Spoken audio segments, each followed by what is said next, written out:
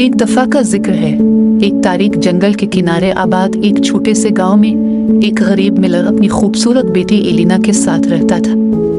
Miller इन चीजों के बारे में घमंड करने के लिए जाना जाता था जो सच नहीं थी, इस उम्मीद में कि वो दूसरों के सामने इससे ज्यादा अहम दिखाई दे जो वो वाकई था। एक दिन मक्का बादशाह अपने महल के लिए हुनरमंद मजदूरों की तलाश में गांव आया। मिलर एहसान हासिल करने की उम्मीद में फखर से ऐलान किया, मेरी बेटी भूसे को सोने में घुमा सकती है। बादशाह की आंखें लालच से चमक उठी। इसने फौरन एलिना को महल में जाने का हुक्म दिया, अगरचे इसने एहतजाज करते हुए कहा कि इसके वालिद से गलती हुई है, बादशाह नहीं मानेगा। कले में बादशाह एलिना को एक तारीक कमरे में ले गया जिसमें भूसे के ढेर और चरखे थे। इसने इसके पीछे दरवाजा बंद कर दिया और कहा, अगर तुम सुबह तक इस भूसे को सोने में नहीं घुमाती तो तुम्हें सजा दी जाएगी। एलिना बैठ गई, इसके चेहरे पर आंसू बह रहे थे।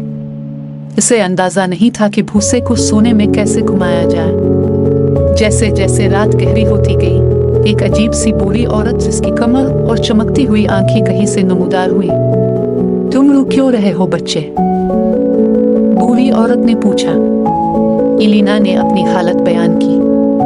बूढ़ी औरत ने मुस्कुराते हुए कहा, मैं आपके लिए तिनके को सोना बना सकती हूँ, लेकिन आप मुझे बदले में क्या देंगी? एलिना के पास कुछ न था, इसने अपना हार पेश किया।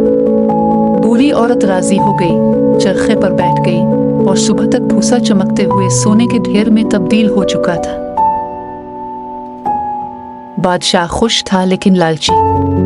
वो एलिना को भूसे से भरे एक और भी बड़े कमरे में ले गया और मुतालिबा किया, ये दोबारा करो और तुम्हें अजर मिलेगा। इस रात बूढ़ी औरत एक बार फिर नमूदार हुई। एलिना ने अपनी अंगूठी पेश की और बूढ़ी औरत ने दोबारा सोना काटा। तीसरी रात बादशाह एलिना को अब तक के सबसे बड़े कमरे में ले गया जो उसने पहले कभी ना देखे हुए तिनके से भरा हुआ था। उसने वादा किया कि अगर तुम इस बार कामयाब हो गए तो मैं तुमसे शादी करके तुम्हें मलिका बनाऊंगा। इस रात बूढ़ी औरत एक बार फिर आई, लेकिन इस बार एलिना के पास देने के लिए कुछ नहीं बचा था। बूढ़ी औरत ने कहा, फिर जब तुम मलिका बनोगी तो तुम मुझसे अपने पेलूठे बच्चे का वादा करो। मायूस और यकीन रखते हुए कि वो दिन कभी नहीं आएगा, एलिना ने इत्तेफाक किया। बूढ़ी औरत ने तिनके को सोने में काटा और सुबह तक बादशाह ने अपनी बात पर को पूरा किया और एलिना से शादी कर ली। एक साल बाद एलिना, जो अब मलिका बन चुकी थी, उसने एक खूबसूरत बच्चे को जन्म दिया। वो अपना वादा भूल चुकी थी, यहाँ तक कि बूढ़ी औरत अपने शाही हुजरे में बच्चे का मुतालबा करती नजर आई। एलिना ने रोते हुए बूढ़ी औरत से इल्तिजा की कि वो उसे सौदे से रहा कर दे, इसके बदले बादशाह की तमाम दौलत की पेशकश करे। बूढ़ी औरत आखिरकार एक मुआहदे पर राजी हो गई, अगर आप 3 दिन में मेरे नाम का अंदाजा लगा सकते हैं तो आप अपने बच्चे को रख सकते हैं, अगर नहीं तो वो मेरा है।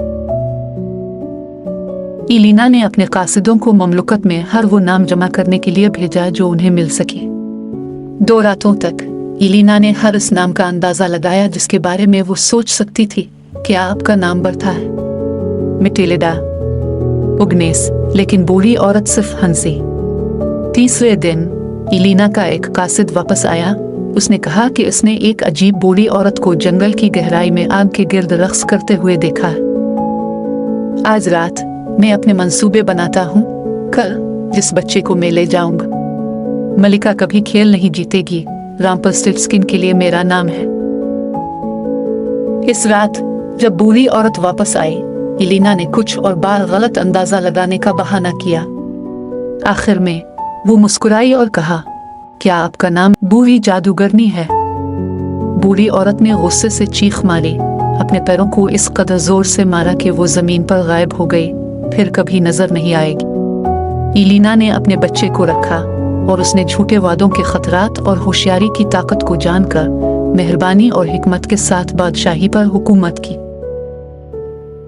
कहानी का नतीजा, घमंड और बेईमानी मुसीबत का बाइस बन सकती है, लेकिन होशियारी, साबित कदमी और मेहरबानी मुश्किल तरीन हालात पर भी काबू पाने में मदद कर सकती है।